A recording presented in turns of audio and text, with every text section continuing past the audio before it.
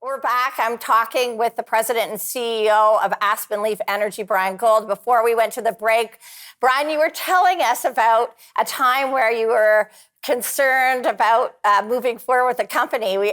All entrepreneurs have that do or die moment. So we'll go back and pick up on that. So I'll give you a couple of examples, Jocelyn. So we were on the verge of acquiring a company, our first major asset. We were all ready to go. And on New Year's Eve, I got a call from the bank saying that they were going to withdraw their support for the transaction, and we had to back away at the last minute. So that was one case. Of course, we've also suffered through price collapse, one when we didn't have enough export capacity and our price in Canadian dollars went down to almost zero. And then, of course, through the pandemic, we had negative pricing on some days. So a large number of times when we were worried about making a successful business. So when we talk about export capacity, you mean we don't have the pipelines to get the oil through or the gas through to market? Is that correct? That's correct. So there are times, Jocelyn, when we produce more than we can export. And at those times, prices in Canadian dollars collapse. And we all eat that as Canadians and Albertans. So Bryan, Canadian companies, especially in the resource sector, have been leaders in innovation.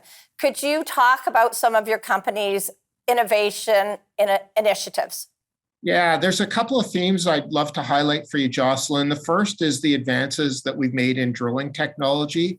So this is the ability to drill wells deep underground and direct them into oil and gas reservoirs. And what I can tell you, certainly at our time in Aspenleaf compared to when we started, we're now able to drill wells 3 times as long, 40% faster, and all that leads to efficient deployment of capital and the ability to extract more energy at lower cost, to the benefit of society.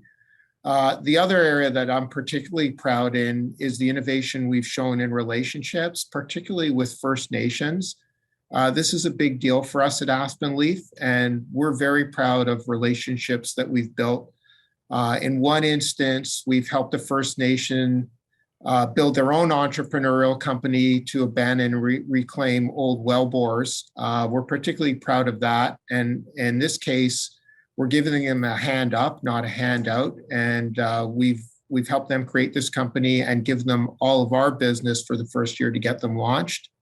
And just yesterday, I was up north. There's a First Nation that has unfortunately discovered grave sites associated with a residential school. And yesterday we established an endowment fund so that they can educate their children and future generations with regard to their culture and language. So we innovate not just in terms of business, but also in terms of relationships with community. A remarkable story. Bryan, the war in the Ukraine has certainly got a lot of people to have a different view on the fossil fuel industry. There certainly seems to be a link between having a strong resource sector and protecting democracy. Do you see this link? I see 2 links, Jocelyn. First off, in my view, economic strength is absolutely essential to defending democracy. And you can look back to the Cold War and the collapse of the Iron Curtain in the former Soviet Union for evidence of that. So without economic strength, I don't think we can defend democracy. And then beyond that, for me, affordable and secure energy is paramount for our societal needs and for our prosperity. So yes, we need economic strength, and that economic strength to a large degree comes through energy and modern materials. So I know that a lot of activists have focused on the financial communities and getting them to divest in fossil fuel and our resource sector. Do you see that? And do you see the war in Ukraine as maybe changing their opinions?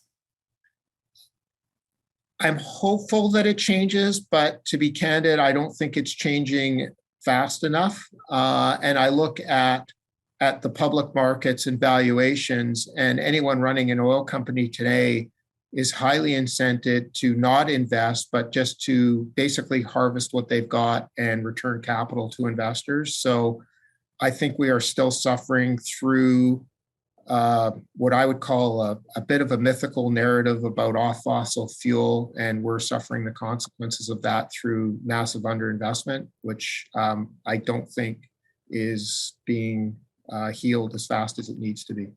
Yeah, and absolutely it impacts not only the consumers, everyday Canadians, but also the manufacturers, because if we don't have affordable energy, we aren't able to operate our businesses optimally. So we're going to go to break, and we'll be right back. You're watching Canadian Innovators.